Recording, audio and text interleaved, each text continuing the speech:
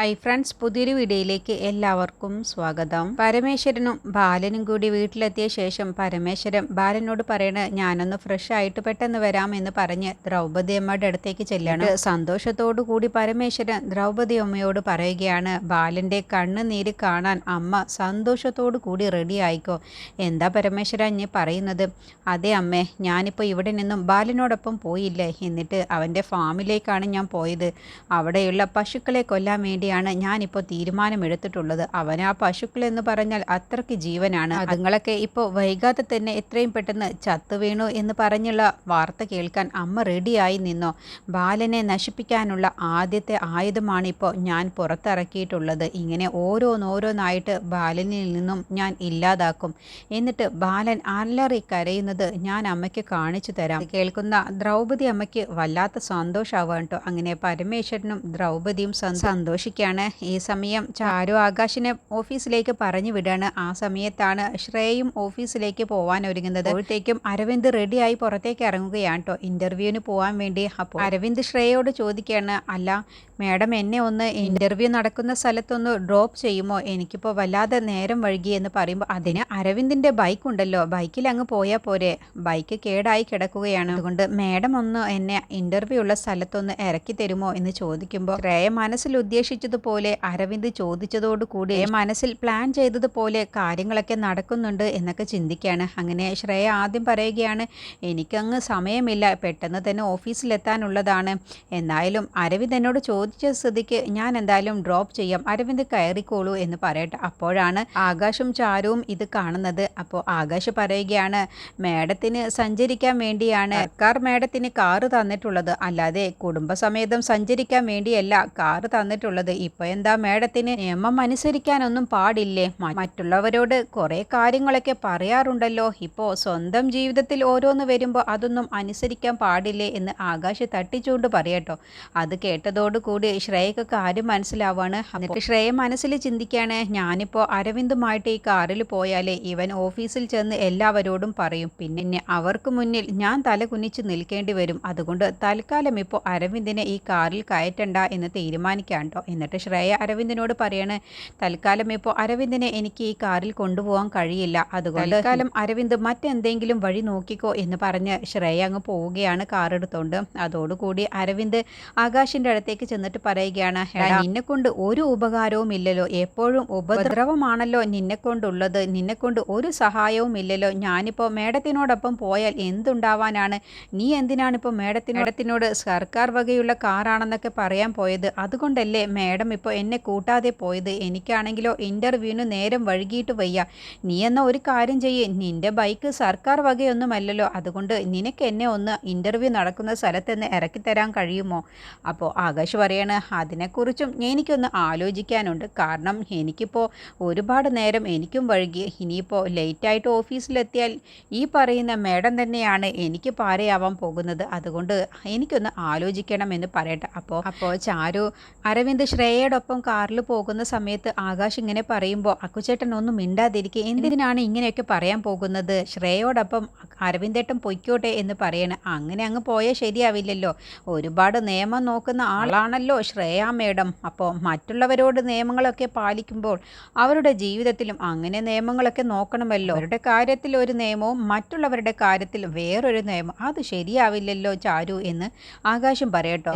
അരവിന്ദ് ഇങ്ങനെ ഡ്രോപ്പ് ചെയ്യുമോ എന്ന് ആകാശിനോട് ചോദിക്കുന്ന സമയത്ത് ചാരു പറയാണ്, ആകാശേട്ടാ ഒന്ന് ഇറക്കി കൊടുത്തേക്ക്, പാവമല്ലേ, രവീന്ദ്രേട്ടന് ഇന്റർവ്യൂ അറ്റൻഡ് ചെയ്യാൻ വേണ്ടിയല്ലേ, ഇനിയിപ്പോൾ ഒരു ഓട്ടോ ഒക്കെ പിടിച്ചു പോകുമ്പോഴത്തേക്കും ഒരുപാട് വഴുകില്ലേ, അതുകൊണ്ട് ആകാശേട്ടനൊന്ന് ഇറക്കി കൊടുത്തേക്ക് എന്ന് പറയട്ടോ. അപ്പോൾ ആകാശ് അരവിന്ദനോട് പറയണേ, ചാരു പറഞ്ഞുകൊണ്ട് മാത്രമാണ് ഞാനിപ്പോൾ തീരുമാനം മാറ്റുന്നത്, എങ്കിൽ പെട്ടെന്ന് കയറാൻ നോക്ക്, എന്നിട്ട് ഞാൻ ഇന്റർവ്യൂ നടക്കുന്ന സ്ഥലത്ത് ഡ്രോപ്പ് ചെയ്തുതരാം എന്ന് പറയട്ടോ. അങ്ങനെ അരവിന്ദ് മനസ്സിൽ ചിന്തിക്കുകയാണ്, എനിക്ക് ഈ ജോലി ഒന്ന് കിട്ടട്ടെ, നിങ്ങൾക്കുള്ളതൊക്കെ ഞാൻ തരുന്നുണ്ട് എന്നൊക്കെ സ്വയം മനസ്സിൽ ചിന്തിച്ചുകൊണ്ട് ആകാശിനോടൊപ്പം അരവിന്ദ് പോവുകയാണ്. ഈ സമയം ശ്രേയ ആണെങ്കിലോ മനസ്സിൽ ചിന്തിച്ചുകൊണ്ടാണ് പോകുന്നത് ഓഫീസിലേക്ക്. ഞാനൊരു പ്ലാൻ മനസ്സിൽ തീരുമാനിച്ചതായിരുന്നു, ആകാശ് കാരണമാണ് എല്ലാം കുളമായത്. അരവിന്ദ് ഏത് കമ്പനിയിലാണ് ഇന്റർവ്യൂവിന് പോകുന്നത് എന്ന് മനസ്സിലാക്കിയ ശേഷം അവൻ ആ ജോലി കിട്ടാതിരിക്കാനുള്ള വഴി നോക്കണമെന്ന് കരുതിയതാണ്. ഇതിപ്പോൾ എല്ലാം കുളമായല്ലോ, അവൻ ഏത് കമ്പനിയിലേക്കാണ് പോകുന്നത്, എവിടെയാണ് പോകുന്നത് എന്നൊന്നും എങ്ങനെ മനസ്സിലാക്കും? ഇതിനെല്ലാം കാരണം ആകാശാണ്. ആകാശ് എന്നോട് നിയമം പറയുന്നു. അവൻ ഓഫീസിലേക്കല്ലേ വരുന്നത്. ഈ ശ്രേയ ആരാണെന്നുള്ളത് ആകാശിന് ഞാൻ കാണിച്ചു കൊടുക്കുന്നുണ്ട്.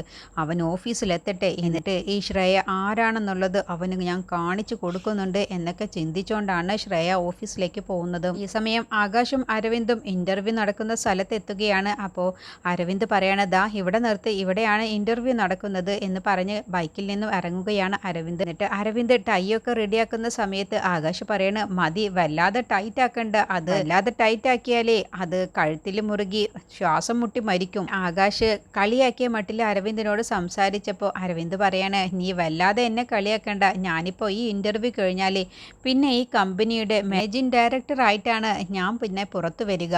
അത് കേട്ടപ്പോൾ ആകാശ് പറഞ്ഞു അങ്ങനെയല്ലല്ലോ ഞാൻ കേട്ടത്, ഇവിടെ ഇപ്പോൾ നടക്കുന്ന ഇന്റർവ്യൂ നിക്കൽ പോസ്റ്റിലേക്കാണെന്നാണല്ലോ ഞാൻ കേട്ടത്. അപ്പോൾ പെട്ടെന്ന് അരവിന്ദ് അങ്ങ് പതറിയിട്ട് പറയുകയാണ് എന്ത് ജോലി ആയതെന്താ, ജോലി കിട്ടിയാൽ പോരെ, എനിക്ക് ജോലി കിട്ടട്ടെ എന്നിട്ട് നിങ്ങളെയൊക്കെ ഞാൻ കാണിച്ചു തരാം എന്ന് പറയട്ടോ. അപ്പോൾ ആകാശ് പറയണ നീ എന്തിനാണ് ഇത്ര ടെൻഷൻ ആവുന്നത്, നിനക്ക് ഈ ജോലി കിട്ടിയില്ലെങ്കിൽ എന്താ, എൻ്റെ മേഡം നല്ല പിടിപാടുള്ള ആളല്ലേ, അവളോട് പറഞ്ഞാൽ പോരെ നിനക്കൊരു ജോലി സംഘടിപ്പിച്ച് തരാൻ, എനിക്ക് ഏത് ജോലി വേണമെങ്കിലും നിൻ്റെ മേഡം റെഡിയാക്കി തരുമല്ലോ. അപ്പോൾ അരവിന്ദ് പറയണ ഈ ജോലി റെഡിയായില്ല എന്നുണ്ടെങ്കിൽ പിന്നെ മേഡത്തിനോട് തന്നെ പറയണം എനിക്കൊരു ജോലി റെഡിയാക്കി തരാനും. അരവിന്ദ് പറയണ അതിൻ്റെ ഒന്നും ആവശ്യം വരില്ല, മിക്കവാറും എനിക്ക് ഈ ജോലി കിട്ടുമെന്ന് തന്നെയാണ് എൻ്റെ വിശ്വാസം എന്ന് പറഞ്ഞുകൊണ്ട് അരവിന്ദ് ഇൻ്റർവ്യൂവിൽ അറ്റൻഡ് ചെയ്യാൻ അങ്ങ് പോവുകയാണ് കേട്ടോ. ഈ സമയം ബാലനൊക്കെ ഭക്ഷണം കഴിക്കാൻ വേണ്ടി ഇരിക്കുകയാണ്. അങ്ങനെ ചാരു എല്ലാവർക്കുമുള്ള ഭക്ഷണം കൊടുന്നു വെക്കുകയാണ് കേട്ടോ. അപ്പോഴാണ് ദ്രൗപദി അമ്മ പരമേശ്വരനോട് സ്വകാര്യത്തിൽ ചോദിക്കുന്നുണ്ട് എവിടെ, നീ പറഞ്ഞതുപോലെ സംഭവിക്കുമെന്ന് പറഞ്ഞിട്ട് ഒന്നും കേൾക്കാനില്ലല്ലോ, ആരും ഇവിടേക്ക് വരുന്നില്ലല്ലോ എന്ന് പറയുമ്പോൾ പരമേശ്വരൻ പറയും അമ്മയെ ഒന്ന് സമാധാനപ്പെട്, ഞാൻ പറഞ്ഞ ആ വാർത്ത ഉടനെ തന്നെ ഇപ്പം തന്നെ അമ്മയ്ക്ക് കേൾക്കാനും കാണാനും കഴിയും, അമ്മയ്ക്ക് കൺകുളിർക്കെയുള്ള കാഴ്ച, സന്തോഷം നിറഞ്ഞ കാഴ്ച അമ്മയ്ക്ക് ഇപ്പം തന്നെ കാണാൻ കഴിയും എന്ന് പറഞ്ഞ ഉടനെയാണ് ഗോവിന്ദൻ അവിടേക്ക് കരഞ്ഞുകൊണ്ട് വരുന്നത്. ബാല എന്ന് വിളിച്ചുകൊണ്ട് കരഞ്ഞുകൊണ്ട് വരികയാണ് കേട്ടോ. അത് കാണുന്ന സമയത്ത് ബാല എന്ന് വിളിച്ച് കരഞ്ഞുകൊണ്ട് വരുന്ന ആ ഗോവിന്ദനെ കാണുമ്പോൾ എല്ലാവരും അങ്ങ് പേടിച്ചു പോവുകയാണ്. അപ്പോൾ ബാലൻ എന്താണ് ഗോവിന്ദ, എന്തിനാണ് നീ കരയുന്നത് എന്ന് ചോദിക്കുമ്പോൾ ഗോവിന്ദൻ അത് പറയാൻ പോലും കഴിയുന്നില്ല. അപ്പോൾ പരമേശ്വരനും ദ്രൗപദി അമ്മയും ഒരുപാട് സന്തോഷിക്കുകയാണ്. ഞങ്ങൾ കേൾക്കാൻ ആഗ്രഹിച്ച ആ വാർത്തയാണ് ഗോവിന്ദൻ പറയാൻ പോകുന്നത് എന്ന് അവർ സന്തോഷത്തോടു കൂടിയാണ് കേട്ടോ അവരുടെ മുന്നിൽ അഭിനയിച്ചുകൊണ്ട് നിൽക്കുന്നത്. അപ്പോൾ ചാരുവൊക്കെ ചോദിക്കുകയാണ് എന്താ ഗോവിന്ദ മാമി എന്തിനാണ് കരയുന്നത്, കാര്യം പറ. അപ്പോൾ ഹേമയും അനുവും അശ്വതിയും രമേശനും ചാരുവും ബാലനൊക്കെ ആകെ പേടിച്ചുകൊണ്ടാണ് കേട്ടോ നിൽക്കുന്നത്. എന്തിനാണ് ഗോവിന്ദൻ എങ്ങനെ കരയുന്നത് എന്നുള്ള ഭാവത്തിനെ ഗോവിന്ദൻ പൊട്ടിക്കരഞ്ഞുകൊണ്ട് പറയുകയാണ് ബാല നമ്മുടെ പശുക്കളൊക്കെ 5 എണ്ണം ചത്തൊടുങ്ങി എന്നങ്ങ് പറഞ്ഞതോടുകൂടി ബാലൻ അങ്ങ് ഞെട്ടിപ്പോവാട്ടോ. എന്നിട്ട് എന്താ ഗോവിന്ദൻ നീ പറയുന്നത്, എന്താ ഉണ്ടായത്, അറിയില്ല, ആരോ വിഷം കൊടുത്തതാണ്, 5 എണ്ണമാണ് ഇപ്പോൾ ചത്തൊടുങ്ങിയത്, എന്താ ഗോവിന്ദ എന്താ ഈ കേൾക്കുന്നത് എന്ന് പറഞ്ഞ ഉടനെ ബാലൻ അങ്ങ് പൊട്ടിക്കരയുകയാണ് കേട്ടോ. എന്നിട്ട് ചാരുവും ചോദിക്കുകയാണ് എന്താ ഗോവിന്ദ മാമ ഉണ്ടായത് എന്ന് ചോദിക്കുമ്പോൾ അറിയില്ല, പശുക്കളൊക്കെ ചെയ്യാത്ത അവസ്ഥയിലാണ്, അതിലിപ്പോൾ 5 എണ്ണമാണ് ചത്തൊടുങ്ങിയത്, ബാക്കിയുള്ളതിനെയൊക്കെ ഹോസ്പിറ്റലിൽ കൊണ്ടുപോയിട്ടുണ്ട് എന്ന് പറയാണ് ഗോവിന്ദൻ കരഞ്ഞുകൊണ്ട്. അപ്പോൾ ഹേമയൊക്കെ ചോദിക്കുകയാണ് എന്താ ഉണ്ടായത് എന്ന് ചോദിക്കുമ്പോൾ അറിയില്ല, ആരോ വിഷം ചേർത്തതാണെന്നാണ് തോന്നുന്നത് എന്നൊക്കെ കരഞ്ഞുകൊണ്ടാണ് ഗോവിന്ദൻ പറയുന്നത്. അപ്പോൾ അത് കേൾക്കുന്ന അശ്വതിയൊക്കെ പൊട്ടിക്കരയുകയാണ്. എന്നിട്ട് ബാലൻ പറയണേ എനിക്കിപ്പോൾ തന്നെ അവിടേക്ക് പോകണം, എനിക്ക് അത് കാണണം എന്ന് പറഞ്ഞുകൊണ്ട് ബാലൻ പോവാൻ നിൽക്കാണ്ട്. അപ്പോൾ ചാരു പറയണേ ഞാനുമുണ്ട് ബാലമാമേ എന്ന് പറയണേ. അപ്പോൾ പരമേശ്വരനും അഭിനയിച്ചുകൊണ്ട് പറയണേ ഞാനുമുണ്ട് ബാല നിന്നോടൊപ്പം എന്ന് പറഞ്ഞ് പരമേശ്വരനും പോവുകയാണ് കേട്ടോ. അപ്പോൾ അത് കാണുന്ന ബാലൻ പൊട്ടിക്കരയുന്ന കാണുമ്പോൾ ദ്രൗപദിയമ്മക്ക് ഒരുപാട് സന്തോഷമാവാണ്. നിൻ്റെ കഷ്ടകാലവും നിൻ്റെ കണ്ണുനീരും തുടങ്ങിക്കഴിഞ്ഞു ബാല, ഇനി ഓരോന്നോരോന്നായിട്ട് നിനക്ക് നഷ്ടപ്പെട്ടുകൊണ്ടിരിക്കും എന്നൊക്കെ മനസ്സിൽ ചിന്തിച്ചുകൊണ്ടാണ് ദ്രൗപദിയമ്മ നിൽക്കുന്നത്. അങ്ങനെ ബാലനും ചാരുവും ഗോവിന്ദനും പരമേശ്വരനും കൂടി ഹൗസിലേക്ക് പോവുകയാണ്. അങ്ങനെ ചാരു ആകാശിനെ ഫോൺ വിളിക്കുകയാണ്. അപ്പോൾ ആകാശാണെങ്കിൽ ഓഫീസിലേക്ക് പോയിക്കൊണ്ടിരിക്കുകയാണ്. അപ്പോഴാണ് ചാരു കരഞ്ഞുകൊണ്ട് ഈ ഒരു വാർത്ത പറഞ്ഞു വിളിക്കുന്നത്. അങ്ങനെ ആകാശും ഫാം ഹൗസിലേക്ക് എത്തുകയാണ് കേട്ടോ. എന്നിട്ട് കാര്യങ്ങളൊക്കെ ചോദിച്ചറിയുകയാണ്. അപ്പോൾ കൃഷിക്കാർ പറയുകയാണ് ഒരു കുഴപ്പവും ഉണ്ടായിരുന്നില്ല, പെട്ടെന്നാണ് പശുക്കൾക്കൊക്കെ വയ്യാതായതും അതിൽ 5 എണ്ണം ചത്തു വീണതും ബാക്കിയുള്ളതിനെയൊക്കെ ഹോസ്പിറ്റലിലേക്ക് കൊണ്ടുപോയിരിക്കുകയാണെന്ന് പറയുമ്പോൾ ബാലൻ അങ്ങ് സങ്കടപ്പെട്ടുകൊണ്ട് വിഷമത്തോടു കൂടി പൊട്ടിക്കരഞ്ഞുകൊണ്ട് ഇങ്ങനെ പറയുകയാണ് ഞാൻ എൻ്റെ സ്വന്തം മക്കളെ പോലെയാണ് ഞാൻ അവരെയൊക്കെ നോക്കി വളർത്തിയത്. എന്താണ് സംഭവിച്ചത്, ആരാണ് ചതിച്ചത്, ആരാണെങ്കിലും ഞാൻ അവരെ വെറുതെ വിടില്ല. പ്രാണികളോട് ഈ മഹാപാപം ചെയ്തവൻ ആരാണെങ്കിലും അവനെ ഞാൻ വെറുതെ വിടില്ല എന്നൊക്കെ ബാലൻ സങ്കടത്തോടു കൂടി പറയുകയാണ്. അങ്ങനെ ബാലൻ പശുക്കൾക്ക് കൊടുക്കാനുള്ള ആ വെള്ളത്തിൻ്റെ അവിടേക്ക് പോവുകയാണ് കേട്ടോ. അപ്പോൾ ആ വെള്ളം അങ്ങനെ മണത്ത് നോക്കുകയാണ്. ബാലൻ കയ്യിലേക്ക് എടുത്തിട്ട് ഇതിലാണ് വിഷം കലർന്നിട്ടുള്ളത് എന്ന് ബാലന് മനസ്സിലാവാൻ കേട്ടോ. അങ്ങനെ ചാരുവിനോട് പറയാണ്, ഇതിൽ നിന്നും ഒരു ബോട്ടിൽ വെള്ളം എടുക്ക്, എന്നിട്ട് ഇത് സാമ്പിൾ അയക്കണം. എന്നിട്ട് ഇതിൻ്റെ പിറകിൽ ആരാണ് കളിച്ചതെങ്കിലും ഇതിൽ എന്ത് വിഷമാണ് ചേർത്തത് എന്നുള്ളതും നമുക്ക് കണ്ടുപിടിക്കണം.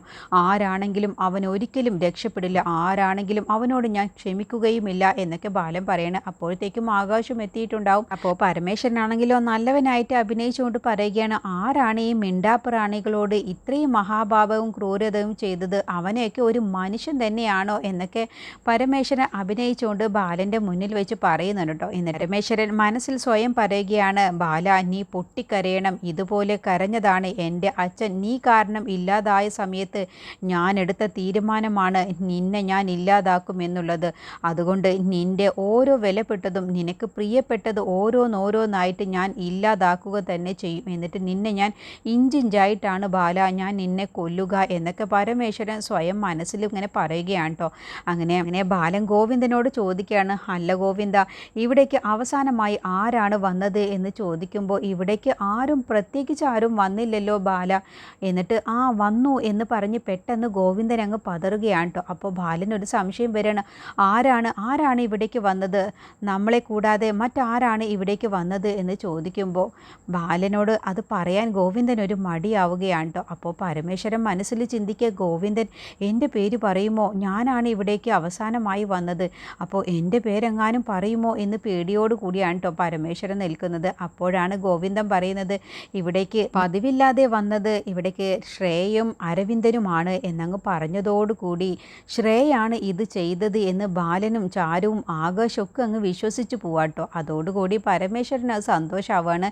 അത് ശരി, ഞാൻ ചെയ്ത തെറ്റ് മറ്റുള്ളവരുടെ മേൽ പഴി ചാരുന്നത് അതും വലിയൊരു സുഖമുള്ള കാര്യമാണ് എന്ന് പരമേശ്വരൻ മനസ്സിൽ ചിന്തിക്കുകയാണ് കേട്ടോ. എന്നിട്ട് ബാലൻ തീരുമാനിക്കുകയാണ്, ശ്രേയാണ് എന്നോട് പക തീർക്കാൻ വേണ്ടി, എൻ്റെ സങ്കടം കാണാൻ വേണ്ടി, എൻ്റെ കുടുംബം ഇല്ലാതാക്കണമെന്ന് ചിന്തിച്ചുകൊണ്ട് വന്ന ശ്രേയ തന്നെയാണ് എൻ്റെ പശുക്കളെ ഇല്ലാതാക്കിയത് എന്ന് ബാലൻ അങ്ങ് വിശ്വസിച്ച് പോവാണ്. അങ്ങനെ പശുക്കൾക്ക് കുടിക്കാൻ കൊടുത്ത വെള്ളത്തിൻ്റെ സാമ്പിൾ എടുക്കുകയാണ്. എന്നിട്ട് ചാരുവും ഗോവിന്ദനും പോലീസ് സ്റ്റേഷനിലേക്ക് കംപ്ലൈൻറ്റ് കൊടുക്കാൻ വേണ്ടി ബാലൻ പറഞ്ഞ പ്രകാരം അവിടേക്ക് പോവാണ്. ബാലനും ആകാശും കൂടി ശ്രേയയോട് ചോദ്യം ചെയ്യാൻ വേണ്ടി ഓഫീസിലേക്കും പോവുകയാണ് കേട്ടോ. ഇതിനെക്കുറിച്ചുള്ള ബാക്കി റിവ്യൂ അടുത്ത വീഡിയോയിൽ പറയാം.